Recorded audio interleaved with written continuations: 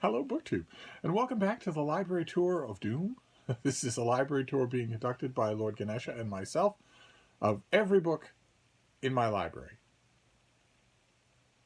Not bookcase by bookcase, not subject by subject, not even shelf by shelf, but single book by single book. And not just the books in my library, but the books on my iPad and my Kindle and my Nook, and the books that are in my journals but that I don't currently own. We're going through all of my books to get this library tour thing down once and for all.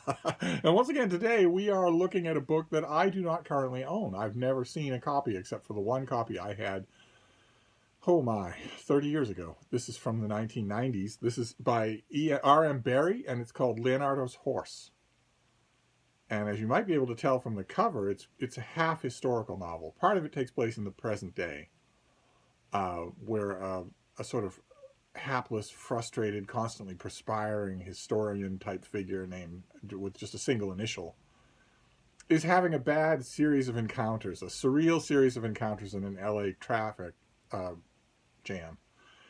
But a large chunk of the book is, on the surface, you might be tempted to think an unconnected historical narration of the frustrations of Leonardo da Vinci's life. Taking place, looking at it through the pinhole of a dying Da Vinci, but really looking at the frustrations of his whole life, including, as that sketch might indicate, the colossal failure of his giant equestrian statue for the city of Milan, which, had he completed it, would have been something the world had never seen. That was the whole point of being Leonardo da Vinci. The size of it alone would have been astonishing. But the historical segments of this book about Leonardo da Vinci are the best historical fiction about Leonardo da Vinci that's ever been published.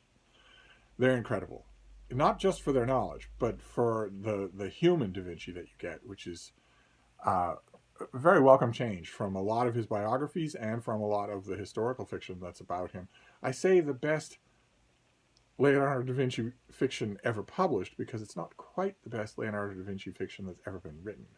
That would belong to a 1,000-page novel called 1515, in which Leonardo da Vinci is one of 10 main characters, and every 10th chapter is from his perspective and in his world and saturated with the details of his life, and it is fantastic. It's just not published because I wrote it and nobody wants to publish it. 1515 was an enormous amount of fun to write. It started off as an arid writing exercise, I admit. It started off with me just wondering what it would be like, just the logistics of what it would be like to write a 1,000-page novel. But it quickly became a labor of love. Great fun. But as far as published fiction goes, Ralph Barry has done a great job here with the Leonardo chapters, and the contemporary chapters actually do start to affect you. And the illusion that the two strands are not connected frays as you read. You start to notice that they are in fact connected, that there are in fact wonderful connections. Smart, sad, cynical, but wonderful connections. So as far as, it's not an explicit historical novel. I guess it is now. I guess it is now, since the mid-1990s are a lifetime away. But in terms of a Renaissance historical novel, a historical novel about Leonardo da Vinci, people have asked me in the past, what is a good fictional treatment of Leonardo da Vinci? Is there anything along the lines of The Agony and the Ecstasy for Michelangelo? And Leonardo da Vinci, of course, pops up in that book, but not particularly sympathetically, and also not in a very human way. The Leonardo who pops up in that book is not very human. And I always want to recommend this book, but of course you can see the problem with it. I don't often recommend it, because how am I supposed to do that?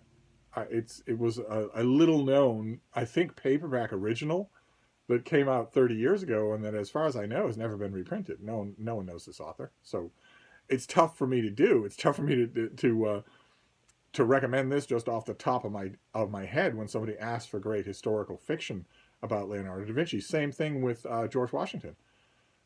One of the best examples of Washington historical fiction that I know is a novel, relatively contemporary novel, probably from the early 2000s, called Washington and Caesar. We'll be getting to it in this library tour.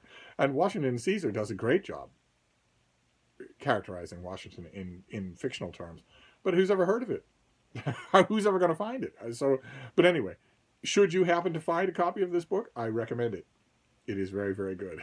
So that is your library tour of doom for today. But we'll be back. We have ever so many more books to deal with. So I will wrap this up for now, and we'll reconvene next time. Thank you, BookTube.